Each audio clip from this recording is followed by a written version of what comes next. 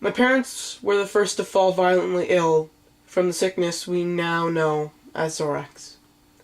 I can vividly recall my father lying on his bed while his muscles spasmed and he choked on his own vomit.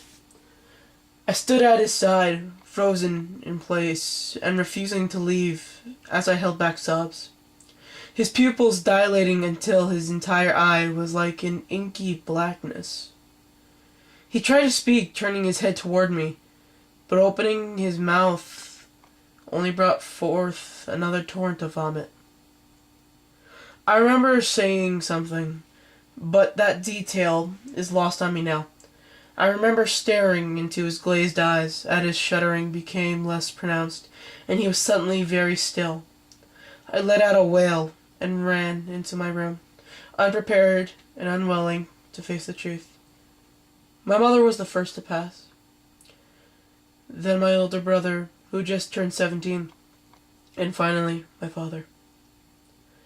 I had not considered that I could have caught the disease myself. If it were in fact, contagious, I just thought myself lucky, though tragically lucky at that. Xorax.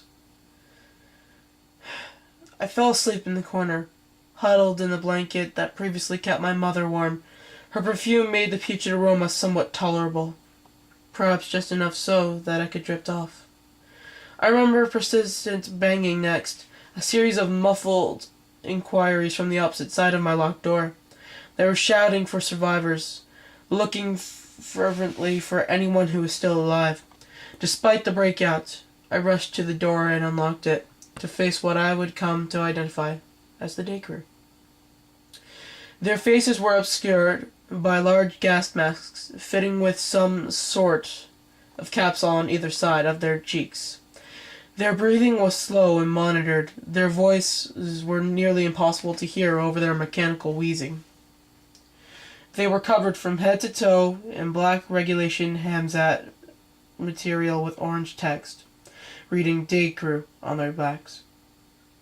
They ordered me out into the main hall, where I managed to catch sight of 14 other children around my age, being told directions and filled into a lineup. Once the entire group had been examined, we began our trek out into the streets, which was a vision of chaos and destruction. We had heard the noises of looting and desperation from our homes, but we hadn't ventured off into the outside world for weeks, for fear of catching the sickness ourselves.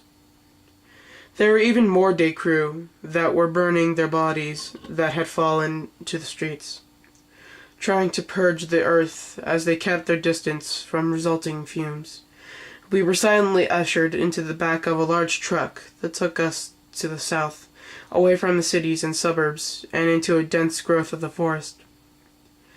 When the van came to a screeching halt, the door swung open to reveal more day crew, who ushered us out into a forest clearing. We were interrogated about our exposure to anyone with Xorax, and if we felt any symptoms, like nausea or vertigo.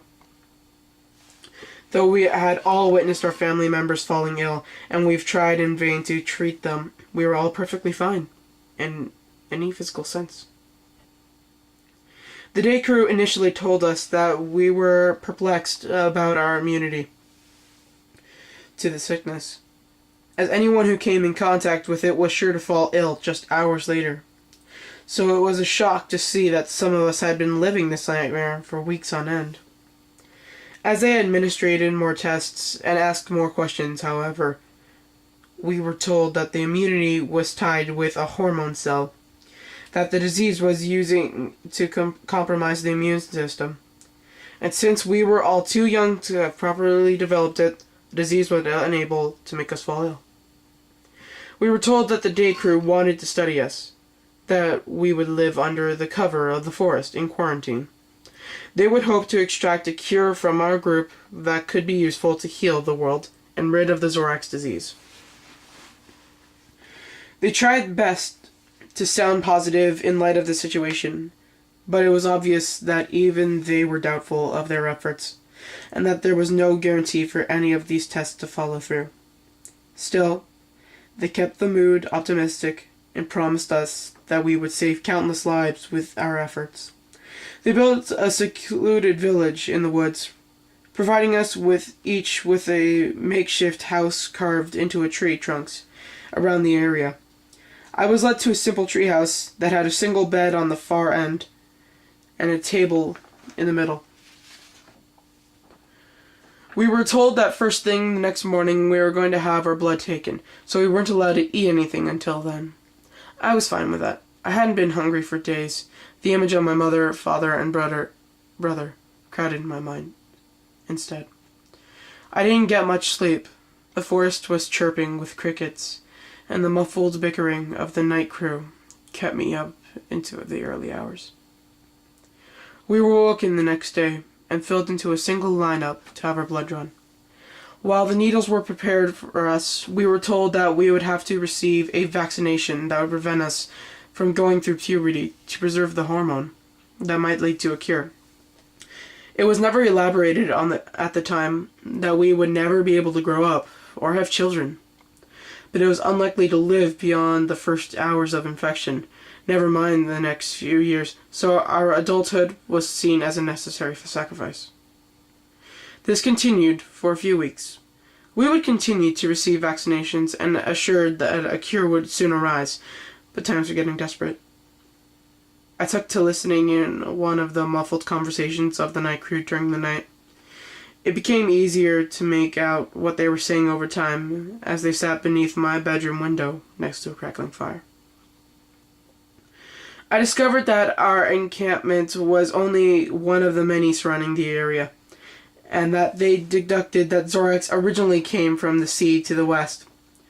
They passed around horror stories of the people that lived by the shore that were hit the worst, that they had gone completely pale and they've turned to sprout growths off their elbows, hips, and their toes. They had to be kept constantly hydrated, or else their skin would begin to flake and peel.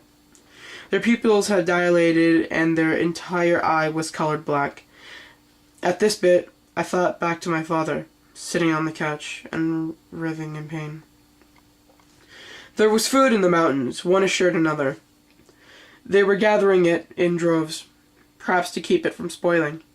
Another spoke up, revealing that they had managed to find expecting women who weren't exposed to Xorax, and that they were being kept in the mountains to birth their young, away from the sickness. The topic came back to the present situation, and they began to discuss our encampment. That our results, while promising, weren't being on fast enough. There were accusations claimed and fingers pointed, but at least they settled on keeping their mood positive. That something would come along eventually, that we just needed more time. Discussion drifted back to the horror stories of the West Coast, which clearly sparkled sick interest in the group, as they talked of the corpses that had been found along the waters and drifted ashore, each with deep black eyes. I rolled over in my bed, unable to listen to any more of the stories without images of my own family. Staring up towards the ceiling, praying that we would manage to find a cure soon, and that I wouldn't have to hear about the people of the West anymore. It had been nearly a month of testing when something went wrong. A few short hours after our recent vaccination, several kids began complaining of distorted vision. They could see trailing lights in the air, making their way across the plains, while their faces were covered with their masks. I could sense the worry that played out across their faces. We were told that they were just visual hallucinations, and that they would subside in a few hours. When I awoke the next day and glimpsed outside, I too could see the trailing lights drifting through the air. They forbid anyone to discuss the lights any further, though it was clear that everyone could see them. As we lined up to have our blood drawn, one of the day crew became terribly ill and began to vomit through his gas mask.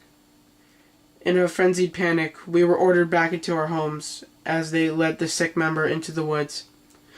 We were told to come out and organize ourselves in a line for decontamination. After covering everyone with a chalk-like substance, they began to scrub away with some foul-smelling liquid. until they were assured we were safe to deal with once more. This excessive procedure became part of a daily recommend, and it's how we started calling them the Scrubs, rather than their official titles. We were disillusioned, and it was obvious that they were all as well. I didn't want to eavesdrop to the discussion over the fire that night, which had gradually worsened each passing week. Without a trailing desperation in the voice, the night crew began to exchange information about the other areas. The food in the mountain had been contaminated, and rumors began to surface that all of the births had resulted in defects, with each child being well over a healthy birth weight, with their eyes far apart. They would likely succumb to the disease and perish as well. It was decided.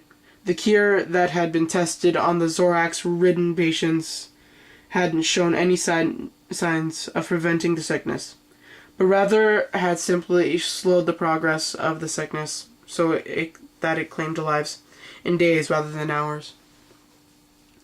While this is a bit of good news, they focused on how little was accomplished over such a large span of time, and how anyone with the sickness shouldn't be kept stirring along, but rather destroyed so they wouldn't contaminate anyone else.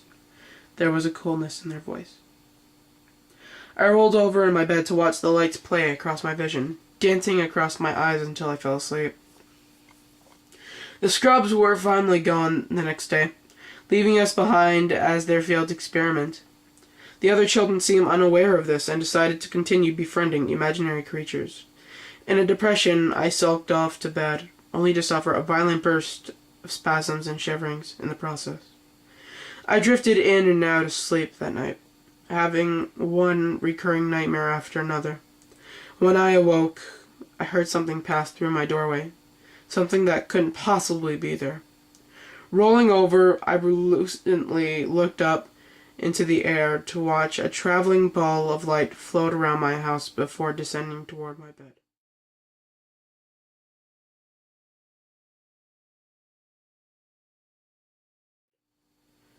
Hello, Link. Wake up. The great Teku tree has summoned you.